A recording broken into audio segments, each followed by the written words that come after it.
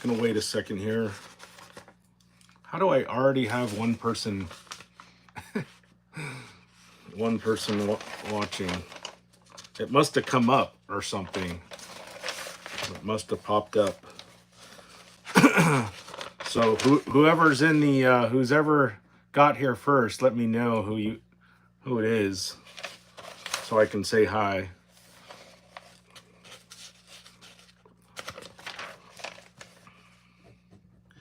Sorry, I'm just finishing up some notes here before I start the show.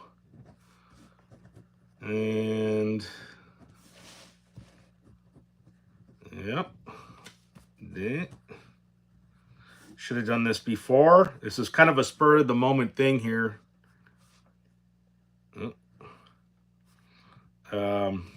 So yeah.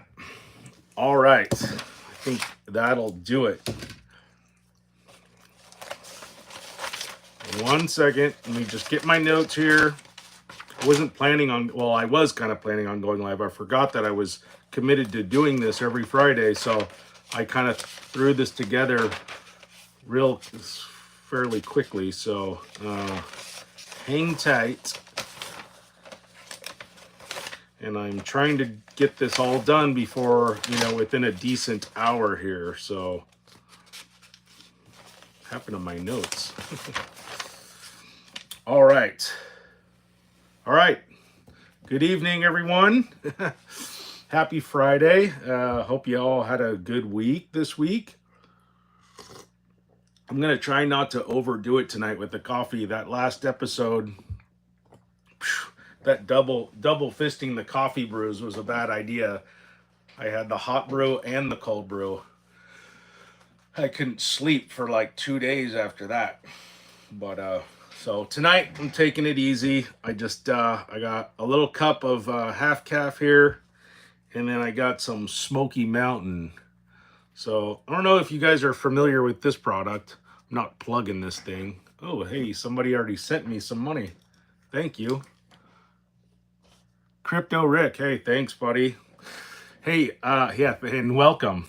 Yeah, Smoky Mountain. So this is just it's a tobacco-less, nicotine-free chew.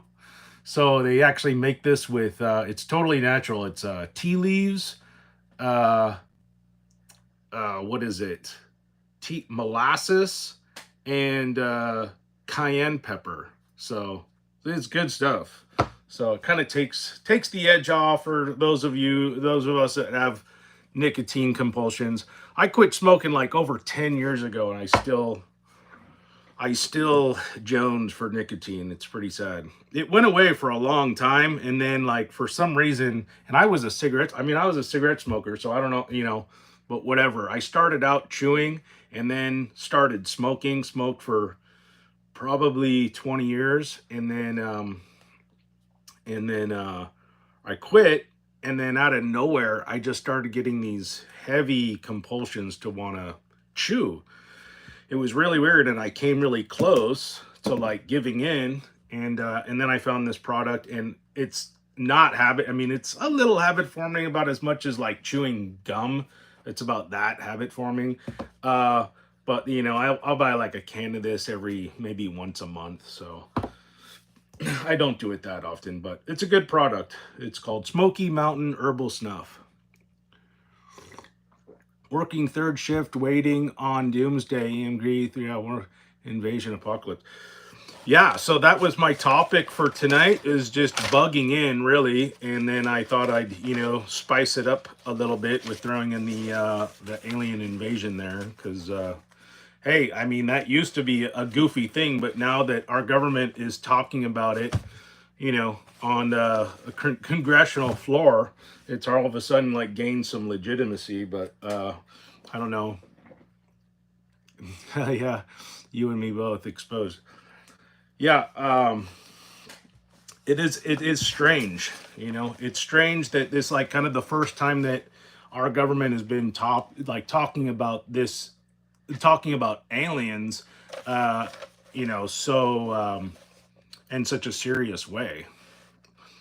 So it's a little odd, and I don't know if those of you who've been like following this stuff, I never really got into the whole alien thing. And I remember this was like years back, but my uncle was, I was talking to my uncle and I have a lot in common. One of them, the rest were, we butt heads on everything. But my one uncle that, we see eye to eye on a lot of stuff. I remember him one night, and this was years ago, probably like about 8 years ago. He was telling me, he was saying that he was watching this video where, I don't know if you guys know, but it was a guy by the name of Werner Vaughn. He was basically like the rocket scientist that gave us NASA. Like pretty much all our technology came from him. And he said on his dying deathbed, we'll see how much I can get away with talking about this, but because you can't really find it on YouTube that much. But he said on his deathbed that the last false flag that the government was going to perpetrate on its people would be a alien invasion. So, and that was according to his caretaker. I got someone coming downstairs. We'll see. But interesting. And I remember when I first heard that, I thought it was just like, my first initial reaction was like, that's lunacy. Like, that's just crazy. And then I gave it just a little bit of thought, and he was like, that makes sense. And like, why would he say it would be he said, it was interesting about that statement, final false flag. It'd be the final one. So, and I remember thinking, I could see that happening. And then lo and behold, fast forward, 5-6 years later, and all of a sudden we're being groomed to accept this idea. So who knows? I mean, who knows what they have in store? Personally, I mean, I think, if they do try to do something like that, a lot of people are speculating that it's like, a way for like the Defense Department to like justify more spending. But I'm thinking, why would they create such an elaborate, scheme? There's other ways to justify spending. Why would you stage an alien invasion to justify spending? It just seems a little absurd. But personally, I think it's probably, if they do, it's just, an attempt to just shift, the public's view on, the, creation, really, and to just shift the public's way of looking at, the world, to just, probably convince us of a lot, to kind of set the stage, prime your mind to accept even crazier things, so that's how I feel about it. I'm definitely, I don't take a lot of stock in the integrity behind it. So that's kind of where I stand. However, I do think that, there will be some kind of event, because the fact is, I mean, if our government can, stage pandemics where they shut down the economy for a year and we're all stuck inside. I mean, who knows? So it always seems like whatever they push, there's going to be something following it that's going to be, it's going to be extremely difficult for the public to have to endure. So who knows? It might be another, and so that's kind of why I combined those two topics for tonight when I was thinking about doing a topic on bugging out, or I mean, bugging in, and, what would be, what event might trigger a bug-in situation. So, because we all know what the last bug-in situation was. I mean, that just occurred just 2 years ago. I mean, we were all forced to bug in for quite a long time. So, over the last thing that the government and the media push. So, we'll see. But as far as bugging in, I just thought about going through the different things to keep in mind, um, as far as how you prioritize it, what you're like how many people you're preparing for, how many people you're going to be like bringing in and providing for and defending, and if those people are on board. I mean, with that, because in my opinion, I think the most critical thing is like just teamwork. I mean, um, having like-minded people that can assist you is going to be like the most paramount thing as far as being prepared for anything. Um, the second thing would just obviously just be shelter and that kind of stuff. But as far as like, um, secondary measures and stuff like stages of prepping would be like, um, I would say the one of the most critical things would be like a backup, an alternative power source, such as like a generator that can run your house and keep lights on and keep, the utilities moving. Because I could see something. I mean, if there was something like that dramatic that took place, most likely you'd be probably seeing some types of like power outages, or at least like a loss in like within utilities and stuff like that. Family of four, wife, two boys, and myself. That's all that matters. Several neighbors, one Marine here.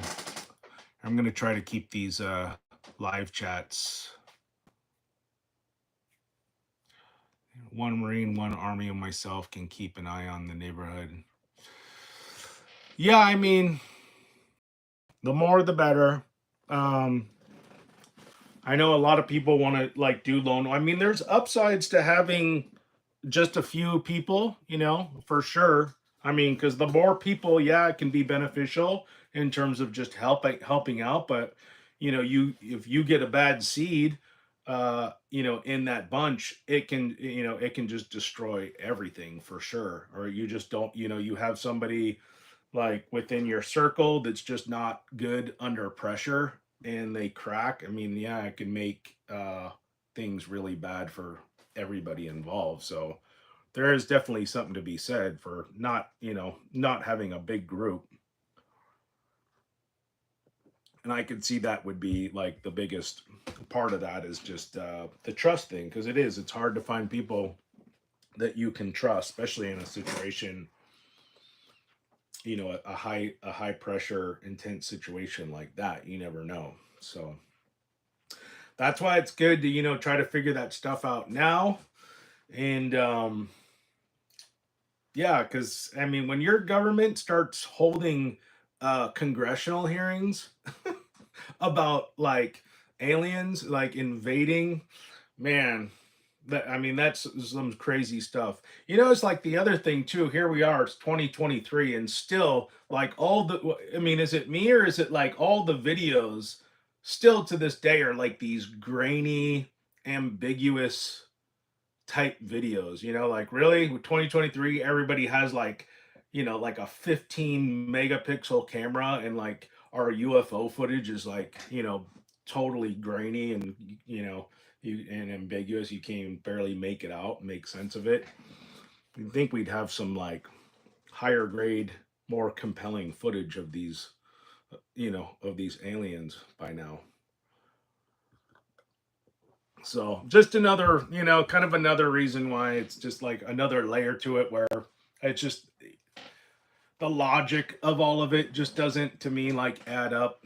you know um there's just a lot of, it just seems like there's a lot of problems with the logic and the evidence.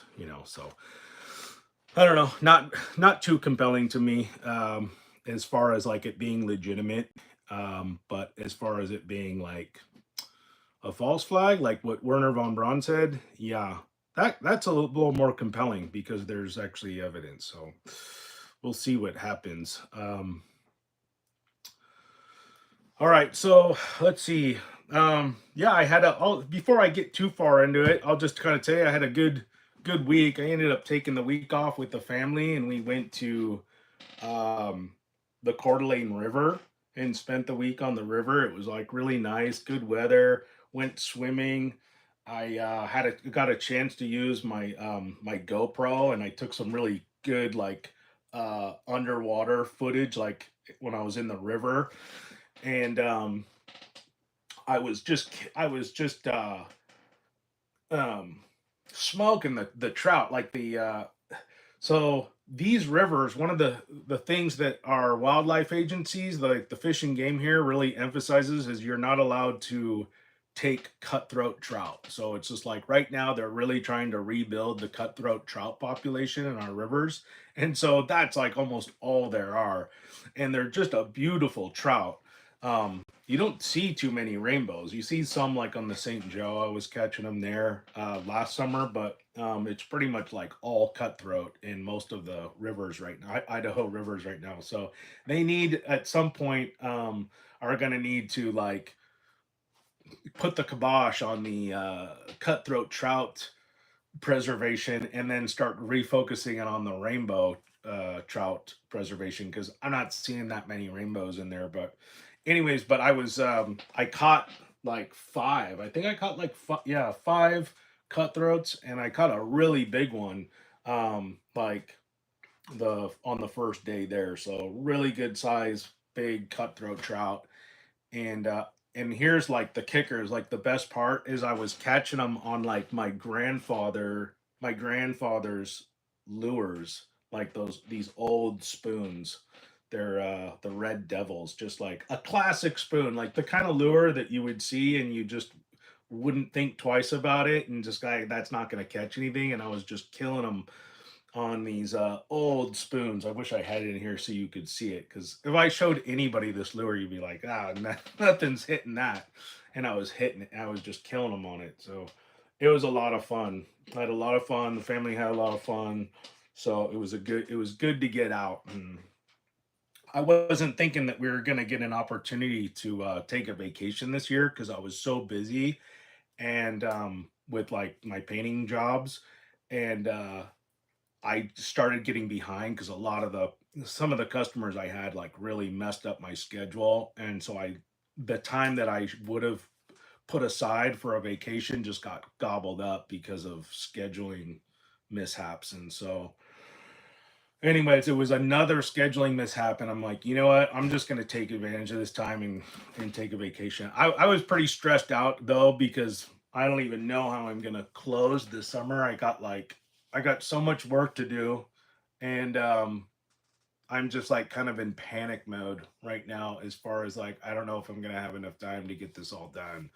So I'm in that state where I'm like I'm starting to have nightmares that it's snowing and the temperature. That's like the nightmares that I have, that I look out the window and it snows and it's snowing. It's like my ultimate fear right now, because there's so much I got to get done before the winter. But anyways,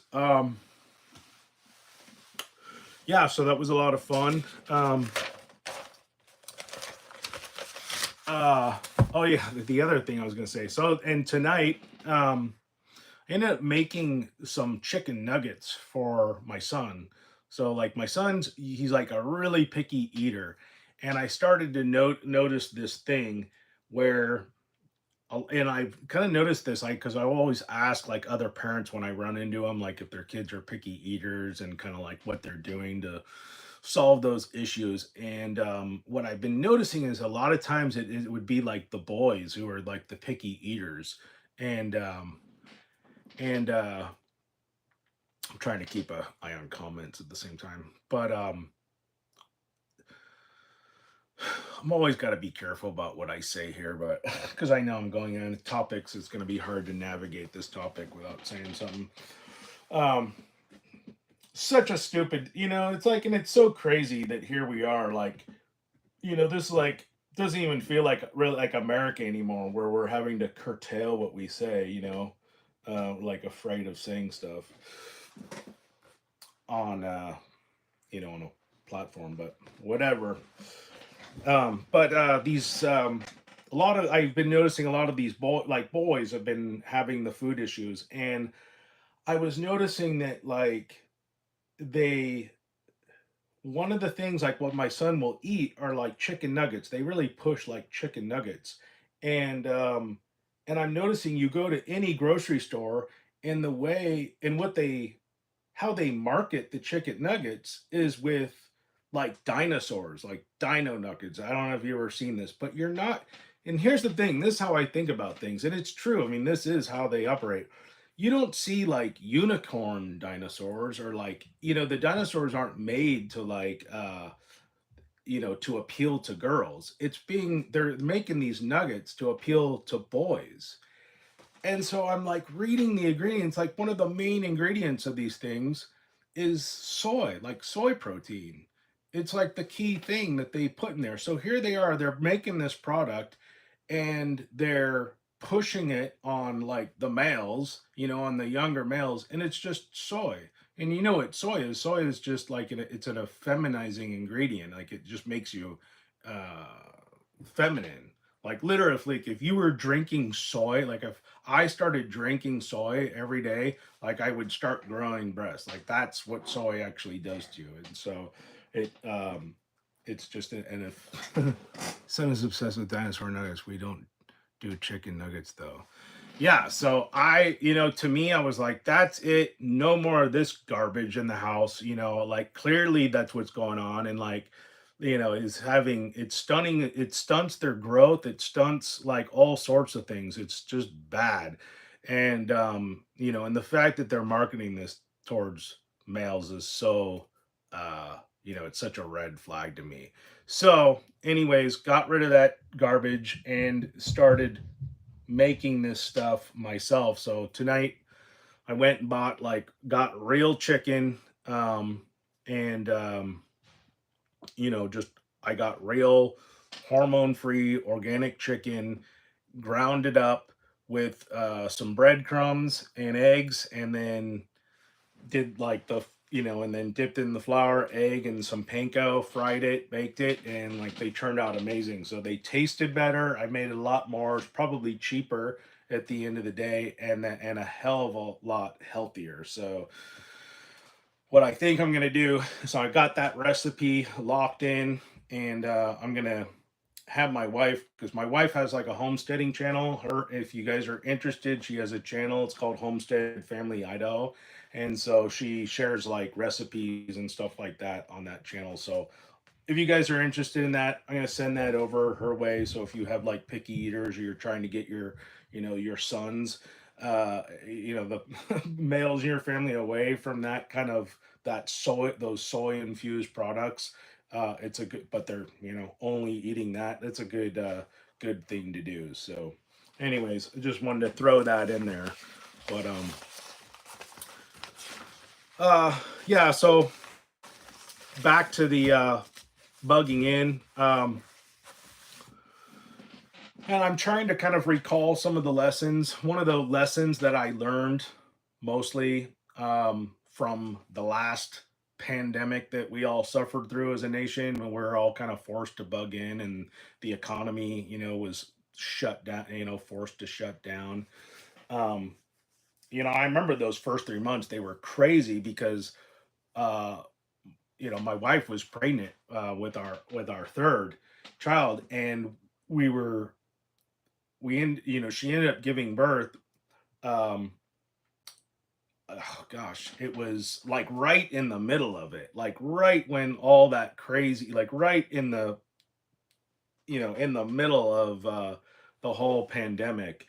And it was nuts. Like they had us locked down in the hospital for 3 days. Like we couldn't leave our bedroom for 3 days. It was bad, and they were just being like, everybody was in a terrible mood. And yeah, it was just not that was not a pleasant time. And being a parent, especially when you're a parent with young, like really young ones. And okay, well, I'll put it together, and I'll have her have her put that recipe up on her channel. So yeah, she got a lot of good recipes for like sourdough bread, all kinds of sourdough products. Just like very health centered, health focused um food. So kind of the avenue she's got going on her channel. So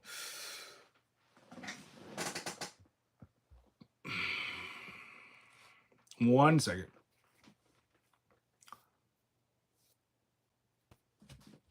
Did I miss some?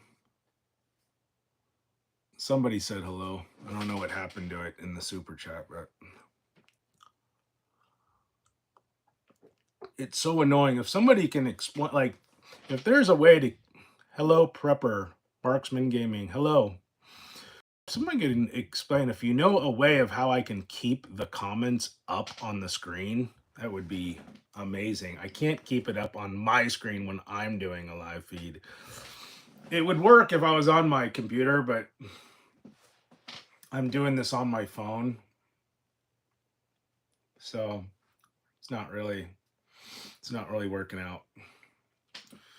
Anyways, one day I'll have this live stream thing like totally dialed in, but what was I talking about? Oh yeah, so the whole pandemic thing, we're having kids, so that was really rough. But you know, for those of you like young people out there thinking about starting families, like I know things are like psychotic and crazy right now, but like don't let it deter you from like having kids, man. Like you know, push forward, get married, have children. Like we've suffered through bad, you know, terrible things in this country before. You have to change the settings. Your screen is timing out. My screen is timing out? Yeah, crap. Like something's going on with my live feed? Shit.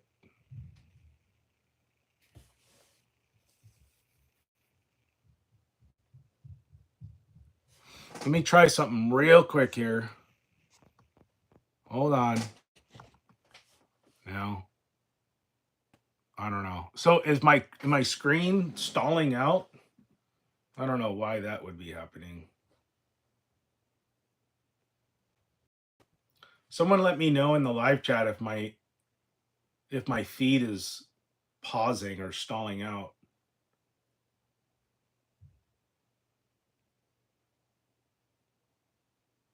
Or how's it coming through? It must be because I'm not getting comments. Oh. Now you're clear for me, right on about family and wife. Okay, good. We opted out for home birth, but costly, worth it. Too much, it looks good to me. Okay, cool. Awesome. Home birth. Yeah, that's, we definitely thought that might be something that would end up happening. Thank God it didn't. That would have scared the hell out of me if if we had to have a home birth. You know, if there was somebody there that knew how to do it, that probably wouldn't scare me quite as bad. But if it was just me and my wife trying to deliver a child, that'd be scary. But yeah, so the things that I learned from that last bugging in situation, one of the key things, and a lot of this stuff, you know, apologize for those of you like who don't have families, but like it's because so much of like my prepping type stuff now is just so like family oriented. um but you know, the thing was, especially for like a younger family, and so that last bug in situation, the thing that like stood out the most was trying to keep my family, my children, in like a state of like everything's okay, even though the world was completely like insane and terrifying, and you didn't know what was going to happen or how bad things were going to be. I had to keep my children calm and you know, keep things normal um while that was going on, and keep them kind of preoccupied while, you know, mom and dad are trying to like figure out how to deal with like the next wave of hell, you know. That's a thing because so it's like it's like a balancing act where one area like you're literally preparing for, war or whatever, and then the next arena you're like putting together a tea party for your children, and like, and laughing and telling jokes. And that's like the world that you're in as a parent, like in this thing. So one of the focus things, and one of the things that became like a huge part of my overall preparedness plan, was like activities for the kids. So we built like a big play structure in the backyard. So they got plenty of stuff to do in the backyard to keep themselves occupied. Got some more like board games, more like type of entertainment that wasn't, reliant on batteries or power. Sorry, I missed the last few lives. I was busy as hell. No problem, buddy. Um, yeah, I've been busy too. Um, so yeah, that was just a focus, was you know, kind of creating an environment here. I mean, we're in a very fortunate situation, but the last 10 years of my life, and specifically like well, it's been longer than that. It's like the last 12 or 13 years of my life, I've been totally, the first three, it was just prepping. It was before I had, it was before I was married and had kids. I was still prepping like hardcore. Like most of the stuff behind me was I actually accumulated like in, well, not most of it, a lot of it circulated, but the buckets and everything, like 2011, like started in 2011 is when I started like really prepping, getting serious about preparing, and um, accumulated most of my stuff, especially like my defensive stuff, um, my firearms and stuff like that. Everything, all that stuff was accumulated in like 1 year. So I definitely guaranteed I was like popping up on. I was definitely popping up on lists, shall we say, because it's like all of a sudden some guys just, and I'm sure that probably happened quite a bit, but you see all of a sudden some guy starts, hello, Homestead Family Idaho. Um, but yeah, all of a sudden some guys like buying ARs and plate carriers and mags and food, you know, all day, every day. Never prep till I had little peeps. It changes you. Yeah, yeah. So my prepping totally changed too, and then um, I mean, it changed in a sense that by the time my kids had come around, like I had already like accumulated everything I needed to take care of myself and my wife. Like pretty much we are like good. And so by the time the kids came around, like everything was pretty much done. And alien invasion isn't our problem. uh guess it depends on what kind of alien invasion we're talking about. But yeah, that's what I was saying. I guess if you caught the first part of the show, that's what I was saying. Uh um you know, I'm not going to get back into it. You can watch the first part of it, but um, yeah, it's usually like whatever the government and media is pushing. It's never really the thing that you see. Where do you plan to go if you bug out? Um, I have places that I've already kind of established, like territories that are already established and already have provisions like set aside, like within um, caches that I have buried along the way. So, yeah.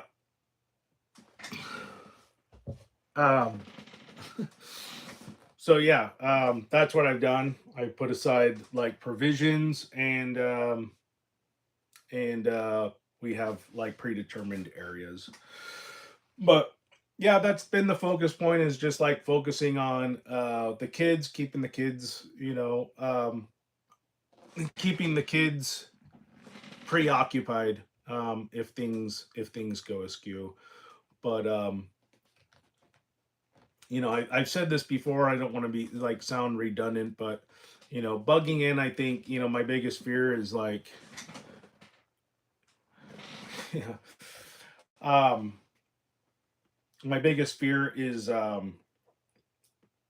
certain, like, just not having things like paid off, and there be some type of, because what they're going to want to do is try to like strip people of of their security.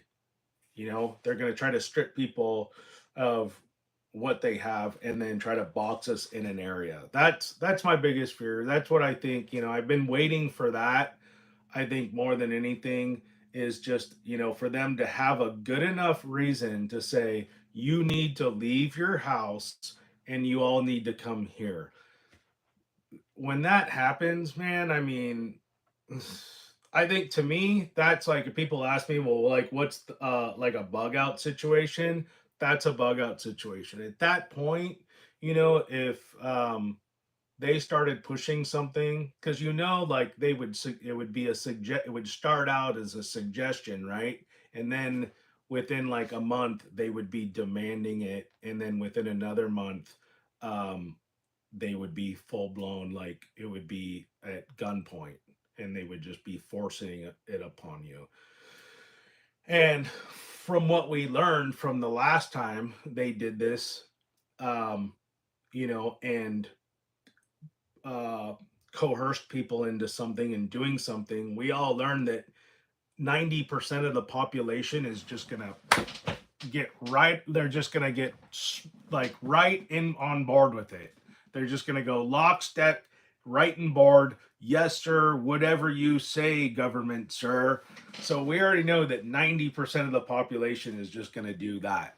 And you're going to, have a smaller, maybe it won't be so much this time around, because we just went through it and most people are pretty jaded from the last time. There's a lot of people who are like, wow, that, didn't really work out the way I thought, and my obedience to the government wasn't really as like, uh wasn't as beneficial as I thought it would be.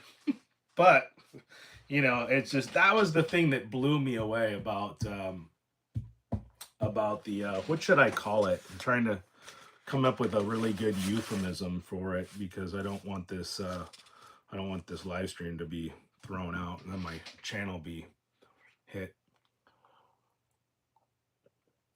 But the last pandemic, I'll just call it a pandemic, right? That's probably okay to say, pandemic.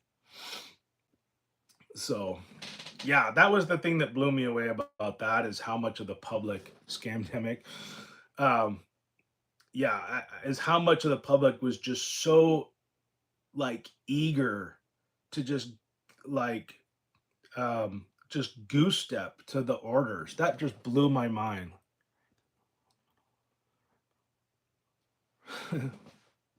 Yeah, red pill versus blue pill. Use pig Latin, my friend. I don't know. Well, what's pig Latin for pandemic? Demic pan? But yeah, that's the thing that blew me away. And I was like, man, when I saw that, I'm like, we're in trouble.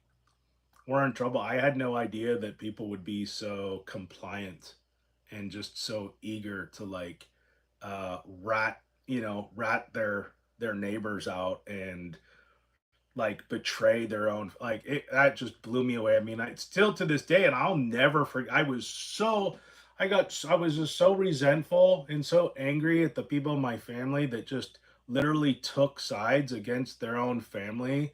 Like, they took sides with the government against their own family. I was just shocked that that happened. And people were just so eager to just, like, just mask up and do whatever they were told, even though it made no sense. The plan to dim. That's funny. The plan to dim. So that was the learning lesson. And not too much has changed since this country was founded. Arc. Not too much has changed. I remember hearing, and this kind of blew me away. It's something I didn't learn in high school, I guess, but somebody was, it had I think it was the first time somebody had explained what a 3 percenter was, because I didn't even know what that was. And they were like, yeah, it's like during the Revolutionary War, so you basically you had 70%. Well, how should I start this? So 3% actually like gave a shit enough to like step up and do something to attain their sovereignty and their freedom. 20%, I'm going to screw up the math here. 20% supported it, but like they didn't do anything about it. But you had 20% of the people, of the settlers that were here, were like, yeah, we want our freedom, we don't want to be under the rule of the king. But 70 plus percent didn't care, like couldn't care, like they couldn't care less, you know, um whether they had freedom or not. And that blew my mind, because I was thinking, like, really? I was always under the impression this country was just founded by like these diehard, red-blooded, freedom-loving patriots, but it wasn't. It was like pretty much comprised of a bunch of idiots. I mean, you had a handful of people that actually wanted freedom and wanted their sovereignty. But and like not much has changed. Like most people, they were just like, don't bother me. I just want to be able to eat and sleep and get my, and buy my whatever, the things, and just take care of my sensories, and that's pretty much it. And they didn't care. They don't care about anything else. So that shocked me when I heard that. I was like, wow. So yeah, not much has changed. And the other thing that was kind of, I mean, it, as uh, what's the word I'm looking for? As grim as that might seem, the upside was like, wow, it only took 3% of the people to change things. So that's kind of the upside. It doesn't take very many people to make significant change, so long as they're determined. And I mean really determined, like willing to die for it. So yeah, I guess there's just never that many people that take things that seriously, but let's see, where do I go? I'm kind of veering off the subject here a little bit, but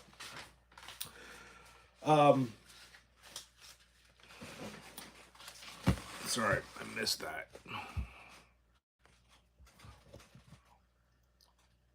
It's easy to fool a man. It's harder to convince a man he's been fooled. That's for sure. Being smart and knowledge wasn't a big thing for common folk back then.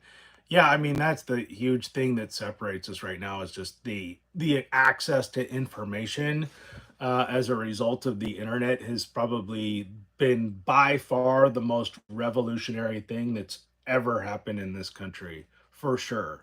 That for the first time in human history, like the common man has the ability to connect with like billions of people potentially just for free, which is even crazier.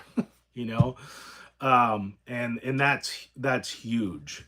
Even though it's being abused, and like there's platforms like that are going to a lot of measures to try to censor things and make it, and make it so that you have to curtail your message, and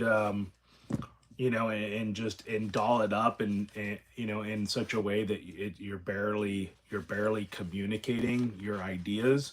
But it's still like, we still have a lot of access. There's still a lot of platforms out there where you can research and discover a lot of stuff that you weren't taught in schools, and that is just contrary to everything that we've been told. So I always say, take advantage of it while it lasts, man, because they are fastly, it's by far the biggest threat, because it's the First Amendment. A lot of people, especially in our community, they put all this emphasis on the Second Amendment, and it's like, and they don't give a lot of credo to the first. And I think it's because they don't understand the first properly. Most people just think like, well, I haven't lost my first yet. And it's like, yeah, you lost it a long time ago, you just didn't realize it. It just didn't come the way, like, you didn't lose, like, it didn't come the way you thought it would. we lost our first because um, it's the flow of information is what we lost. So the flow of information that was being made available to us was. I'm getting a message here. Oh, thanks. Hold on 1 second. I turn that down. The flow of information is what was taken over, and it's heavily controlled. And the reason why YouTube doesn't even have American flags anymore, only pride flags. It won't be much longer to train that. I know it's happening quickly, and it's just the process. I mean, all this degenerate stuff that we're seeing is just it's part of the is like Yuri Bezmenov said, like it's just part of the what did he call it? Like, and I think about this all the time, but it's like the demoralization stage where they're just trying to, they're pushing all this filth and degeneracy on the public to just demoralize you, right? Take away your morality, and so that you have no morality anymore, and you don't. And if you have no morals, then you don't resist anything. You don't put up like a fight for anything. It's just like, oh, and then we just become tolerant, and like that word always drives me crazy. It's like, what tolerance means? I mean, really, at the end of the day, it just means like you don't give a shit. It's like that's what being tolerant is. It's just like I just don't care. And that's why they push it, They just want us to not care. And I remember there was like it was like Bernie, what's his name? Bernie. I can't even remember these candidates' names. Yeah, soy boys. Um, that that guy that ran for president. Why can't I remember his name? Bernie something. Anyways, he went to a school and he like this like I don't know like a third grade classroom. Bernie Sanders, there it is. Thank you. Uh, and like asked a bunch of kids like how they felt about homosexuality or something, and they said we don't care. And then in his receipt, he was like, I'm just so happy to hear that. He's like, that just made me so happy. And I'm like what kind of sick person would feel like you're happy that they just don't care? Like, it's that the goal? That's what we were trying to reach, is just a society of people that just, they don't care. I don't care. I don't care. Like, put a dollar in, take a dollar out. Like, what does it matter? Like, we're just total nihilistic, like, somehow, like, yeah, that's not going to work. If everybody just doesn't care, it's just not going to work. It's a lot of people think that's like a really good idea, but it's just not going to work. And I hate to say it, like, and I think that's where like people on the right go wrong, is they think that they can just be left alone. Like, we'll be okay. Like, can't won't you just leave us alone? But you can't just win it. It's like you can't win a football game if you're just playing defense all the time. You're just not. You're gonna lose, and that's what we do. So it's a futile position, and at some point we're gonna have to like definitely remember what bring morality back, and then reassert it uh, with intensive, with intensity. So, boy, did I get off on a tangent there. I'm gonna read some. Yeah, all right. I'm just catching up with the comments here. My wife brought me down her phone so I can read the comments. They stay up. So, um, but where did I leave off? What were we talking about there? Um,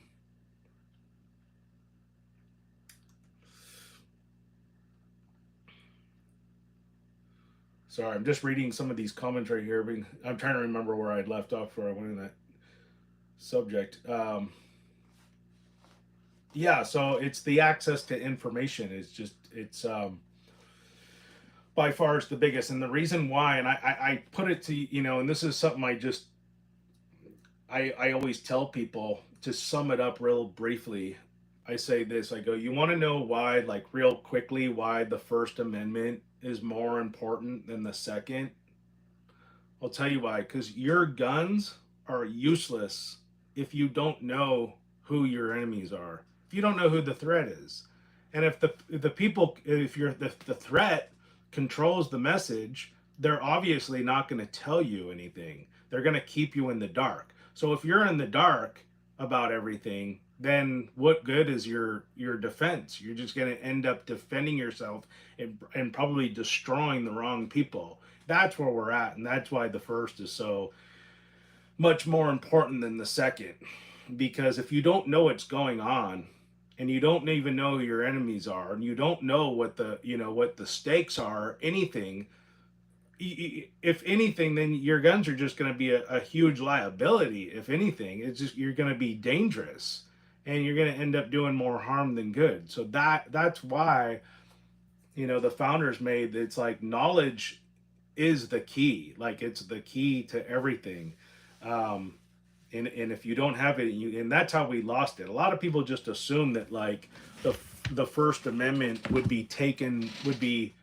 like would be taken away the way like the Second Amendment would be taken away, where they just come in and they were like, we are no longer allowing anybody to talk about anything that matters anymore. And now they're kind of doing it. You can kind of see it's becoming a little bit more obvious because what's happening is that people are starting to get like closer and closer to the truth, and so they're going kind of into panic mode and like really trying to push and shut down the communication.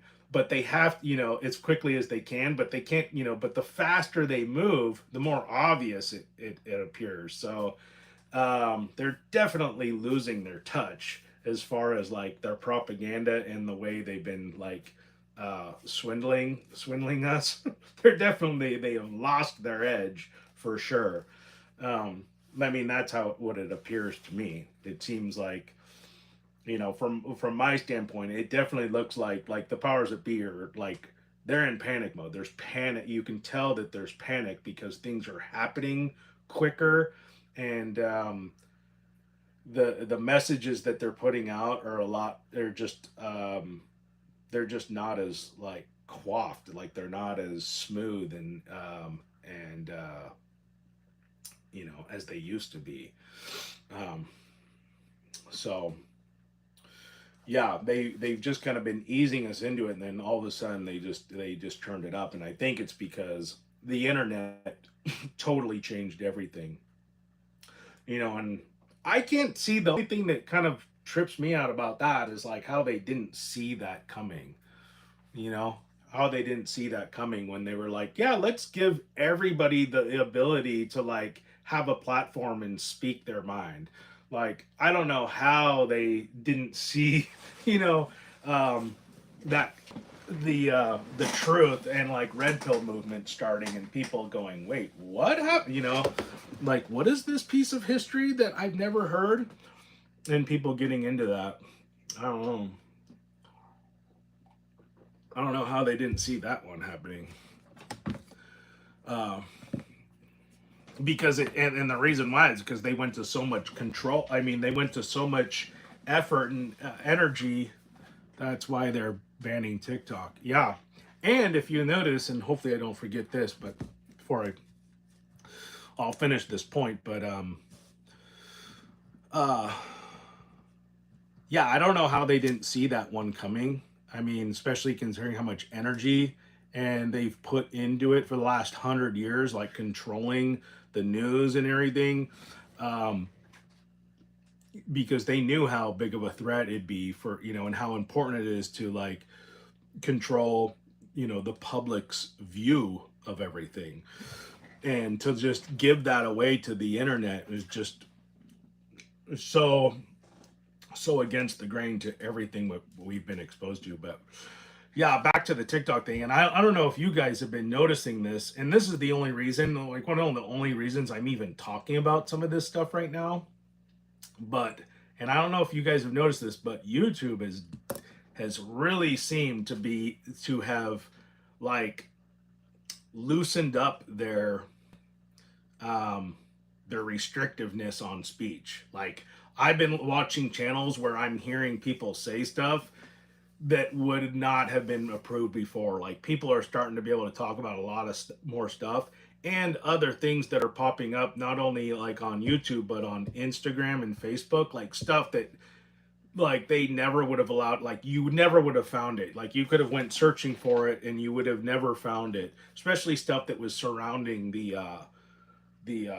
like COVID when was going on. Like, you weren't even allowed to say the word, like the channel would be like shut down. And now they've loosened up uh their, you know, their stranglehold on speech. They've loosened up, and I think a big part of that, it's a trap. Well, you can expand on that, but I'd be interested to hear. But my feeling is that it's because they have competition. I mean, honestly, I think it's because TikTok, it's more like anything goes. It's a way more free. And then all these other platforms like Rumble, and Odyssey, all these different platforms that are like way more free speech are coming out, and they're giving them a run for their money. People are starting to go over there, and they're like, okay, dude, like we need to, you know, loosen up a little bit on our speech restrictions. So they're letting more stuff slide. That's my opinion. That I think that's why they're doing it. They're just trying to keep people here. But YouTube has made, because I've been following it pretty tightly. Like, they've made a lot of improvements in that area. Say talk, and you say talk. Sorry, what? They say talk, then you say cove, this cove, that, then boom, you're demonetized. Oh, I don't know if that's true or not. We'll see.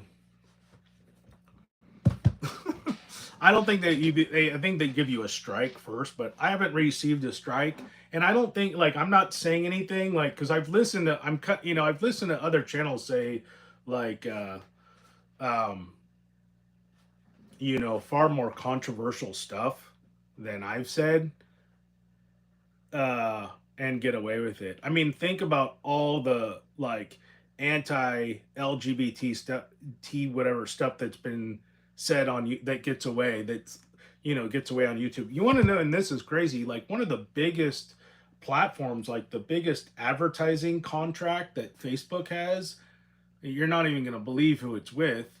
Um, is um, Daily Wire. They have, they're like Facebook's number one um, you know, advertiser. So that's why you see them. They're always being plugged. So all, you know, all that stuff. I mean, whatever you think about that outlet, I don't think much of it. I mean, personally, it's kind of it's it's uh it's con ink, you know, as they say. It's just, it's like, it's kind of like a spineless brand of conservatism, but whatever, to each is their own. But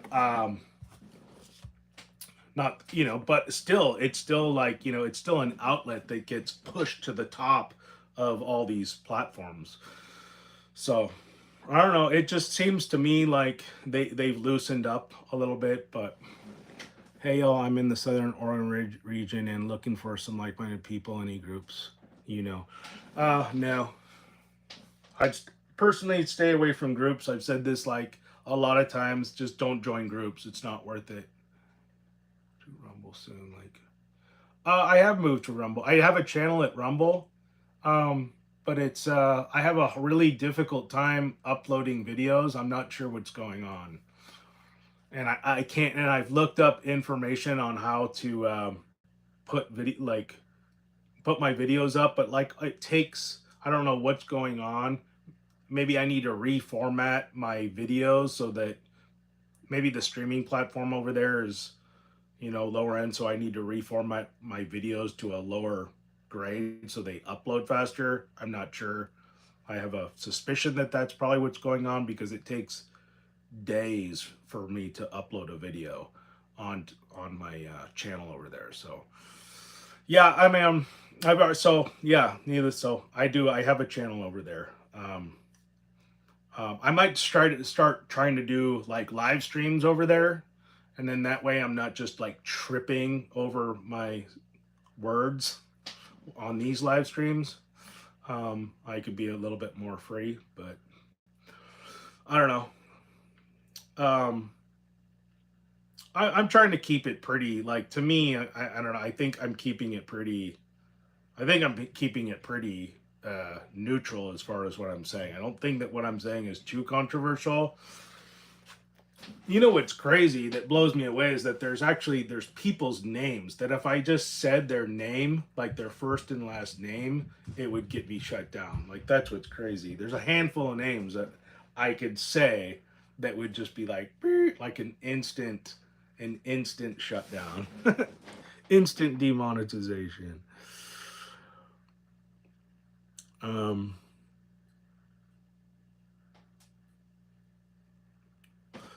so you think I'll get more viewers there, huh? I'll give it a shot. Next week maybe I'll do that. Um yeah, maybe I'll do that. I'm gonna try to do a live stream over there, see what happens. But not that I'm gonna, say anything that's that much crazier. I mean, really, it's whatever. It is what it is. Try not to say too much, but definitely the threats are real. I mean, everyone left YouTube already. Well, the thing I like, yeah, I don't know. The thing I like about YouTube is it seems to me, and maybe I don't know, am I imagining this? But it seems, well, one, it's like the streams, because I do watch stuff over there, um, but I don't know. It seems like the streams are clearer on YouTube, just a better picture, and I don't know what it is, but definitely, like I said, it's like Rumble's giving them a run for their money. We'll see what happens because I've been in this. I've watched enough to see like a lot of these free speech like platforms come up, and it's free speech for like a little while, and then it just goes back to what it just goes back to a heavily controlled uh, uh, website again. Facts over pixels. So it is a thing. So it is a pixel thing. So I'm not imagining that. The image is much better on YouTube. Yeah. I don't know. In my opinion, I feel like I kind of like know everything. Uh, I don't want to say like I know everything I need to know. I mean, obviously um, there's a lot to know, but I feel like I have enough information. I definitely feel like I have enough information. There's enough like to get the gist of what's going on. Um, since the traffic, they have been non-stop upgrading everything. Oh, Rumble has? Yeah, and I've definitely noticed that because I remember when they were new and it wasn't all that great. So I've definitely seen um, an improvement over there. So I know there's some people I follow over there that were on YouTube and have been totally since, completely banned. There's still some channels on YouTube that I'm like shocked are still on YouTube. And they don't upload anymore, but all their old videos are still there. And it's shocking that they're still up. But I think the guy like realized at a certain point, he's like, at some point, like if I keep putting these videos out, like they're gonna shut me down. So I think he just collected his losses and just stopped making the videos. And then he went over to this was like before Rumble. I'm trying to think of what the site was that everybody was going to, like 6 years ago or so, when people really started getting banned. They're grandfathered in. Yeah, I guess. Yeah. I guess so. But yeah, it was who's that guy? His channel is Black Pilled. But even his books, I mean, he had a book. His books got banned from Amazon, and they weren't even like that bad. Like it's not even it's not like he was like calling for violence or anything, and it wasn't even like he's lying. He's just reporting on on certain pieces of history that you're just not allowed to talk about, and just that was it. Yeah, and it's crazy. There's certain pieces of history that you're not even allowed to talk about. In some countries, you'll go to jail for talking about actual events that have occurred or questioning events that have occurred. So, good evening, by the way. Welcome. Let's see. How long have I been streaming? I think I started almost an hour. So I think I'm going to go an hour. Am I going to go an hour tonight? I don't know. I'm gonna go 10 more minutes, if that, and then I'm gonna call it. But so I don't really have it. I'm gonna check my notes. I don't really have too much on that. I mean, I kind of touched on the whole alien thing, and why our State Department and Defense Department is pushing that, and it's up to you guys. You can all speculate on whether you think it's legitimate or if it's, they have a more nefarious, uh, uh, kind of agenda behind it. Because, like I said, and it goes back like to what I was saying, the first time. One of the first things I heard was that, well, look into it, and you look into this. Is that if you go on, and I can't remember the lady's name, but it was Werner von Braun, Werner von Braun, and the HB court dates are close together.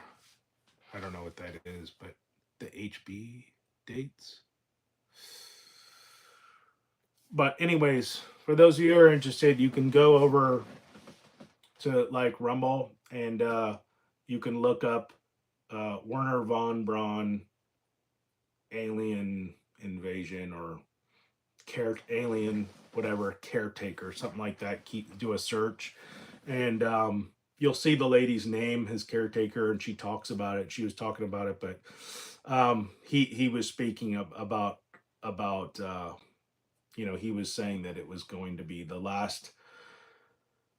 He said it was going to be the last false flag that the government perpetrates on the public.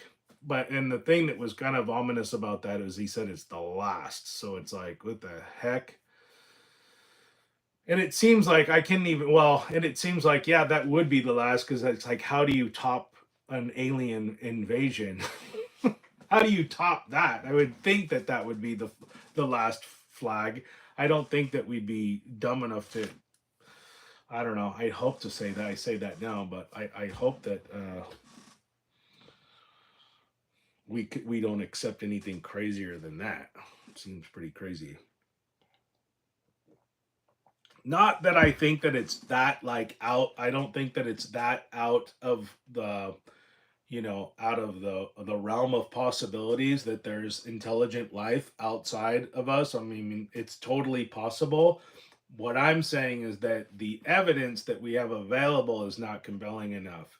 I mean, still, like I was saying earlier, it's 2023, and still with the images, like the proof that we have of this is like grainy, ambiguous, like video footage. Very close, Ruby, not to mention Glitch McConnell.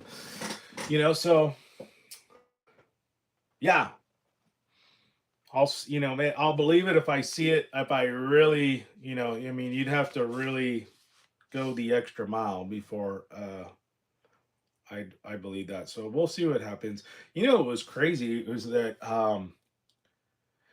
and I'm always curious because I'll come across stories that are real. It's like, this is a real a government official story Um, and then you read the story, and then I go back to retrieve it to show somebody else, and it's gone, and I can't find it. And it's like, oh man, what happened? But there was something. It was about the Roswell landing. I'm gonna mess up names because this, like, the whole alien thing, it just isn't my thing. I've never really followed it that closely at all. Um, but there was some stuff every once in a while I kind of dip into it and just to kind of whatever learn a little bit about it. But I heard something, and this was the official story that the Roswell landing, so when, or the Roswell, whatever it was, where it was like in the 50s, where that there was a flying saucer that had crash landed in a field somewhere in Texas, and a bunch of like CIA, like Defense Department officials came in, and there were alien bodies that they took, and there was some like witnesses to it, and they witnessing bodies, and the saucer was taken over. And so the official story, because it was such a spectacle, they saw the thing and there were witnesses, and the official story, there was like a couple official stories, like, I think, but this was like an actual official story. Roswell, New Mexico. See, I knew I was going to get it wrong. Close to Texas, though.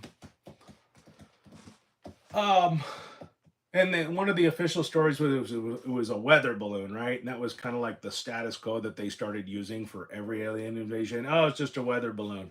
Well, one of the official stories that they gave in response to the Roswell landing, Roswell crash, or whatever, um, almost, um, was that this is crazy. I don't know if you guys have heard this story. This is like literally, this came from our State Department in the 50s.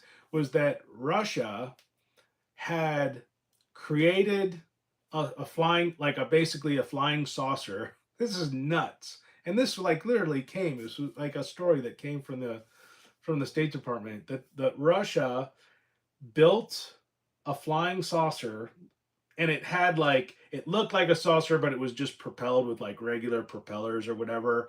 But it looked, it was just enough. They built this thing to kind of look like, uh, like super high tech. Oh, is it Germany? Oh man, see, I'm totally messing this up. Was Germany, or it was Germany? God, I thought it was Russia. I could have sworn it was Russia. But so they built this flying saucer. This is the story, and then they created two. How do I put this? They created two deformed people in a lab. Like, they took embryos, whatever, and they fostered these. Like, they created these two like humazoids people that were like totally deformed looking, and like they made two deformed people in a lab, and then stuck them in this flying saucer, and then shot it into our airspace, and crashed it in New Mexico to like stage like a UFO invasion, to try to send us into like a panic and destabilize us as a country, so that it was like a means to attack us. And that was like an actual, I couldn't believe that when I read that. So I don't know if you guys have heard that story, but that was an official story that Germany uh, created a bunch of deformed people in a lab, stuck them in a fake flying saucer, and shot it into our country and crashed it, in hopes that it would like trigger like full scale panic, like almost like an EMP, and like, and then tank our economy and take us over. So pretty nuts. You would think that would, a story like that would have made the headline news. But even maybe back then they were like, yeah, nobody's gonna believe this. We might want to bury that grift. So I don't know. People are fickle, man. I mean, you can pretty much say anything you want these days, and within a week they'll just have completely forgotten and be on to the next thing. Heard the Vatican was behind it still, the goal. Yeah.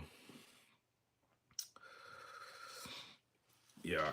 crazy stuff. So that's why I always say, man, like take advantage. I mean, this is like, having access to, the internet the way we do. It's like the most revolutionary thing that's ever taken place. Um, in world history, even is just the common person, for someone, just a common person like me, a painter in Idaho, doing a podcast and having like the potential, like access to billions of people. I mean, like, potentially from a pantry.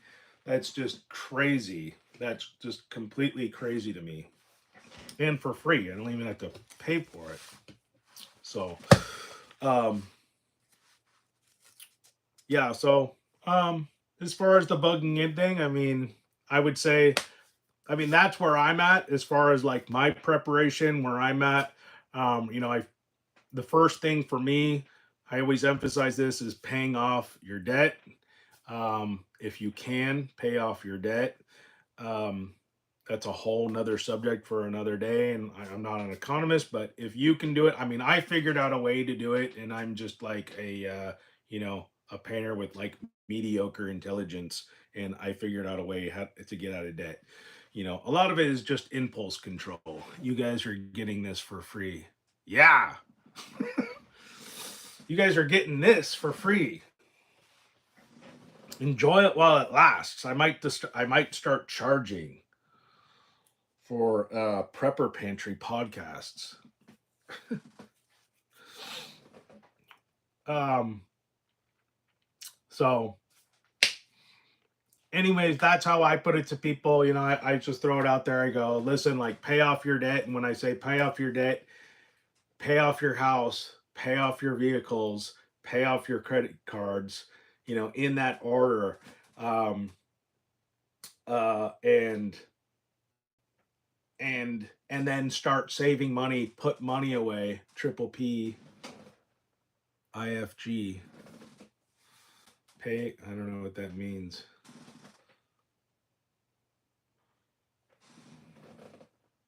Principal something.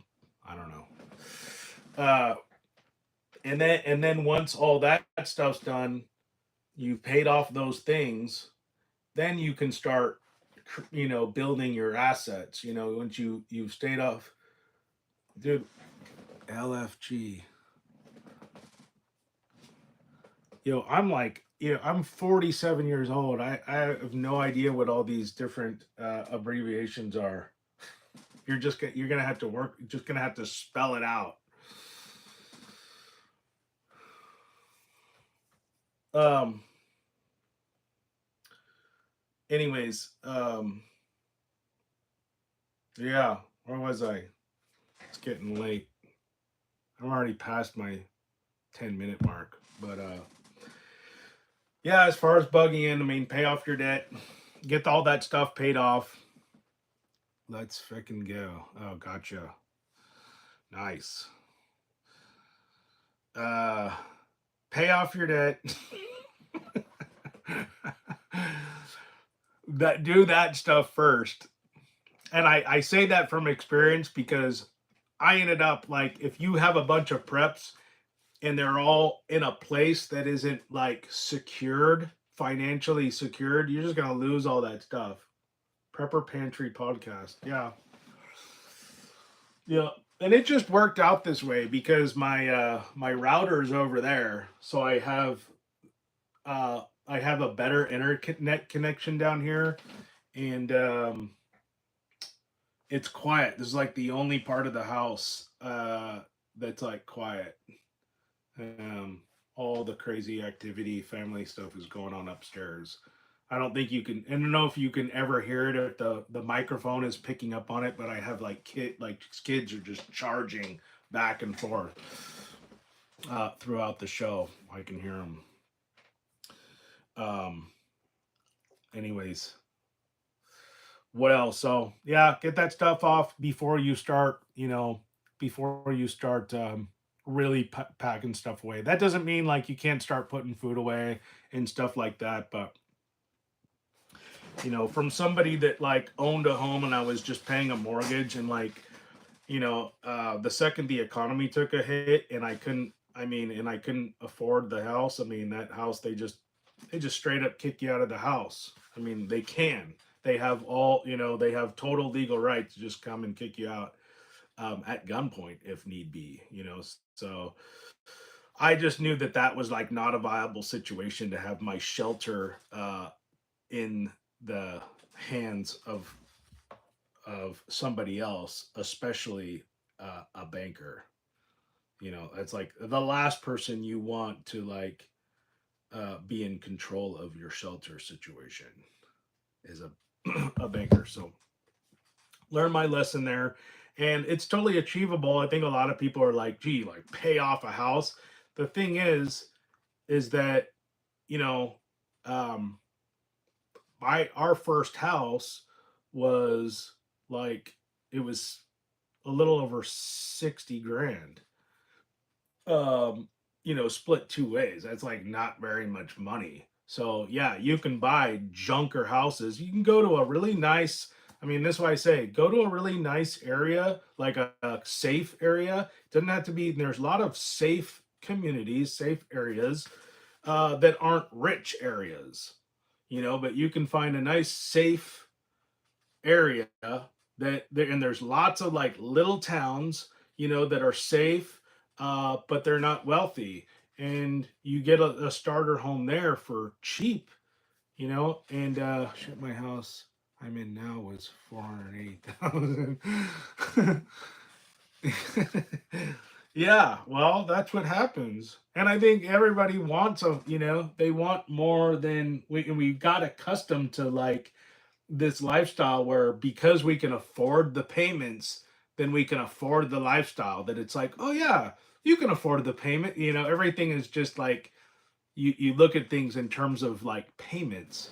Gonna be a while to pay off, but we want to move in current state somewhere better. Yeah, I mean, I don't know. I mean, it's just you. I think the main thing, and for most people, the first lesson you have to learn. We live in Southern California. Oh, it sucked. Yeah, I was born in Southern California. It sucked 40 years ago, so I can't imagine what it's like now. Most of Idaho, it's funny, almost like most of Idaho is Southern California. Well, no, that's not true. I should most of the Californians here are from Southern California. You got lucky with your birth date. Ha ha ha. We younger guys got screwed. It definitely sucks now. Well, yeah, I can't even imagine. What part of Southern California? Just out of curiosity.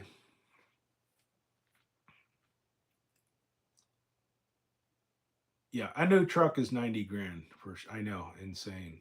Would love to move to the Midwest. Yeah, I mean wherever. Just can you just it's just weather. I always say, and I mean, I just gonna have my own theories on what makes real estate successful. It's like pretty, pretty simplistic stuff. This is just my own like weird theories that I have that I might as well I'll share with you. You can believe them or not, but I feel like if you move to an area, like I think vacation, like resort style towns,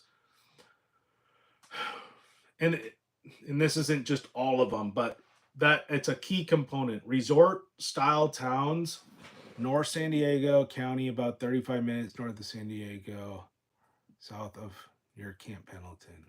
Okay. Yeah, San Diego is kind of the lost stronghold there, as far as like just representing any semblance of sanity for uh California. What happened to a new $10,000 truck? I'm seeing that go up, expecting it, then nope, making 100. I know the truck thing is insane. Like I actually question. I think how much did I pay? Because I still drive the truck that I drive right now. I bought. Oh boy, when did I buy it? I think I bought it in 2011. It was a 2002. Okay, I bought it in 2011. It had 80,000 miles on it when I bought it, and I paid 8 grand for it. Is that right? I'm not sure if that's right. It could have had less miles than that, but I paid 8 grand for it. It was like in perfect condition. It was like in perfect condition, and yeah, 8 grand. I know that was the point I was trying to make, is that I look back and I'm like, God, is that right? I think it was even better than that because it's so far beyond the deals you see now. Because I kept going. I was like in this predicament that a lot of people that were in, where it's like, I need a new truck because my truck's got almost 300,000 miles on it now. But I've spoken with mechanics and they're like, and other friends that have, like, just bit the bullet and bought a new vehicle. And it's like, okay, you went out and you bought the new vehicle and you paid $50,000, right, for your 2019. It's 25,000 for a deposit. Yeah. So, you got these people that are going out and paying $50,000 for a 3-year-old truck with, 20, 30,000 miles on it or whatever. And it's like 50 grand. You got a thousand, or, $1,000 a month payment. Then your insurance triples, your registration goes, I mean, everything goes up. The parts are more expensive if you need repair.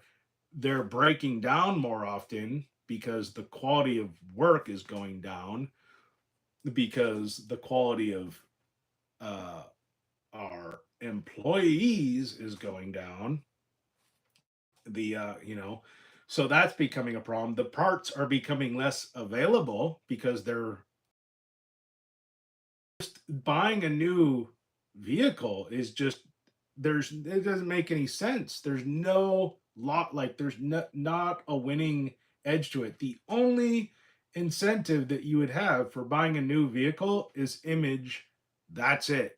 You want to be that's the only thing you got going for a newer vehicle right now, is that you look cool. You look cooler than the guy with the old vehicle, and that's it. Everything else is just a lose, lose, lose. 4,500 to replace a starter on a 2015 Tundra. That's insane. Yeah. And see, like right now, I can get so I've replaced everything except the motor, but I can get a motor for my truck for like $1,000, or like under $1,000. The trick is trying to find somebody to put it in, because I can put it in, but somebody reliable. So, but I replaced the transmission on my truck last year. That's a whole nightmare story, but you know, uh, a new transmission for my truck is $3,300 for the training and the install. Is that right? Wait, I think that's right.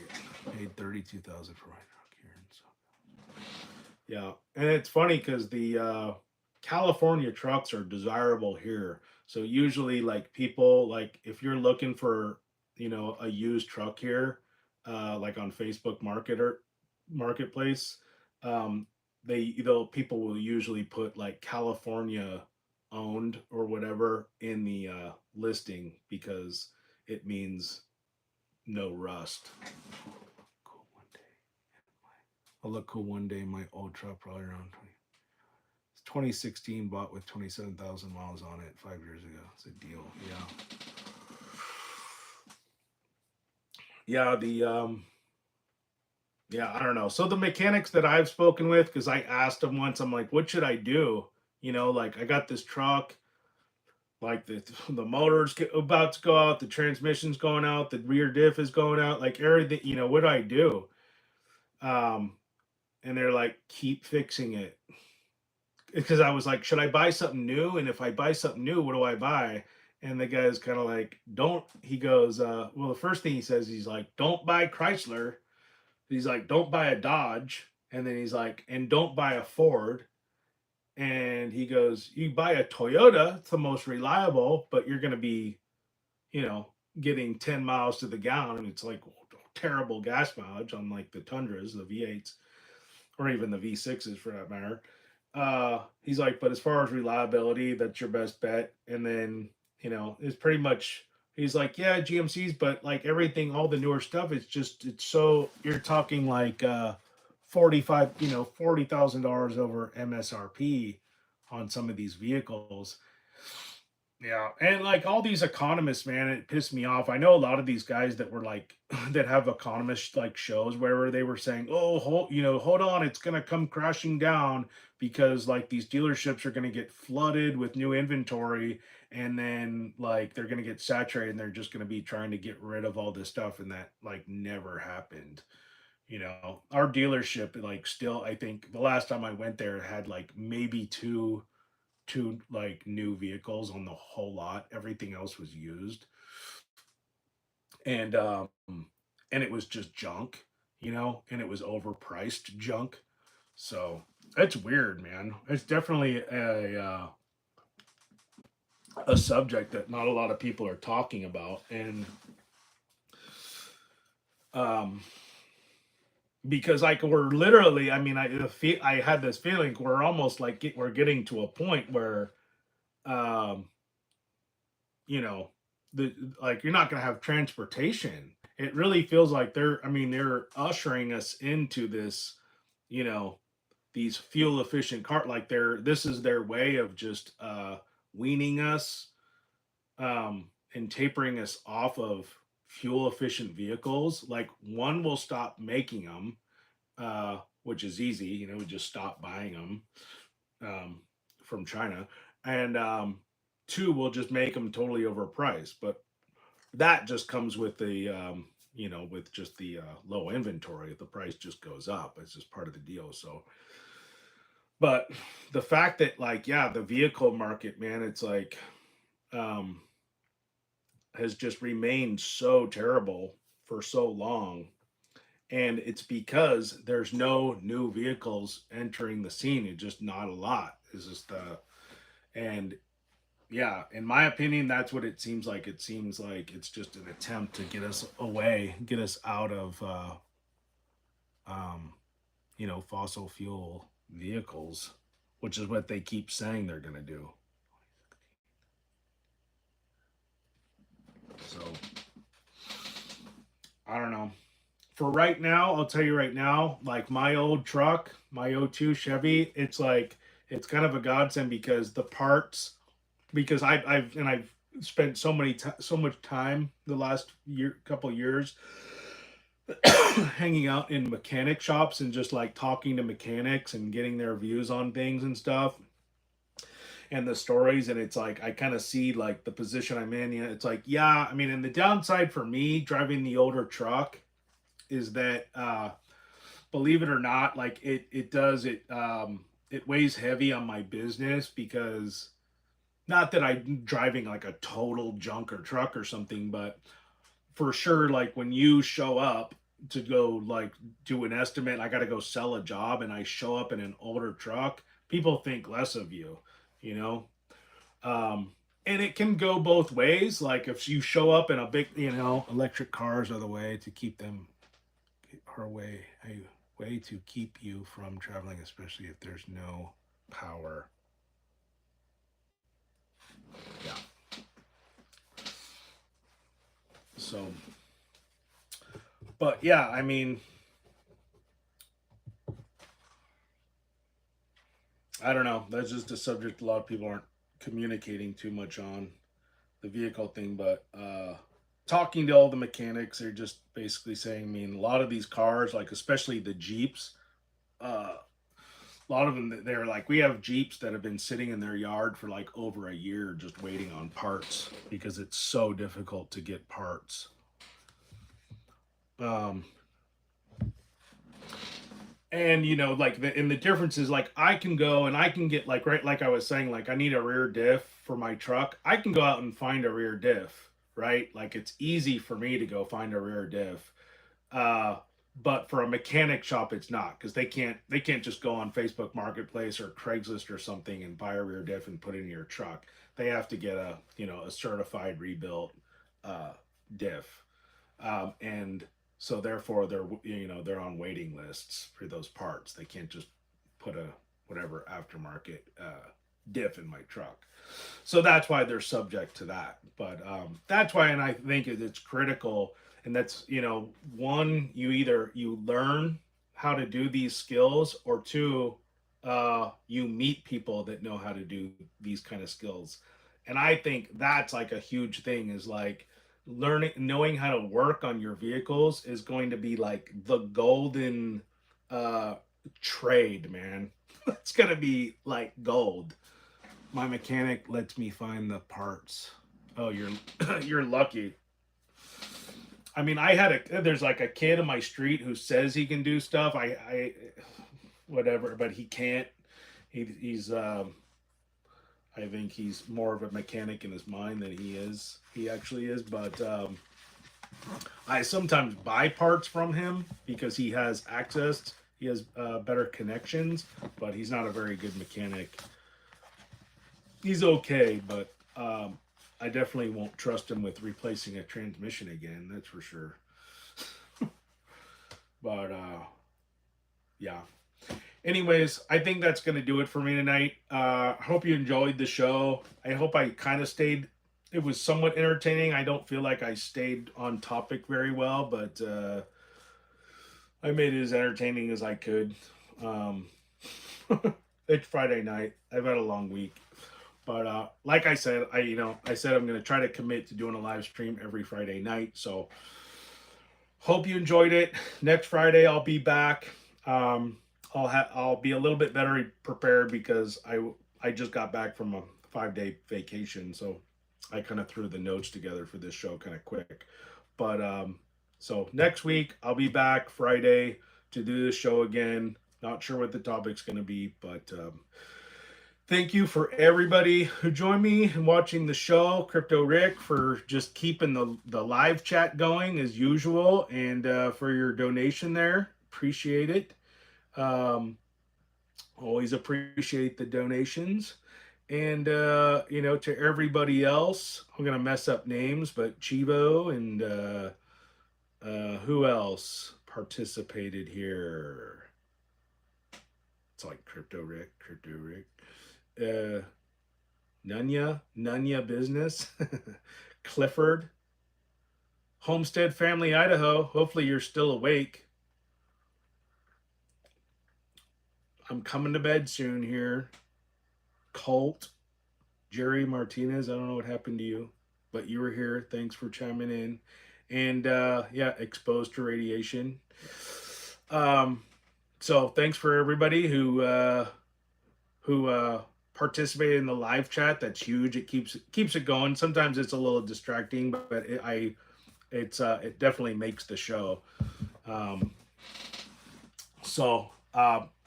Again, I'll be back Friday, and until the next time, stay prepared.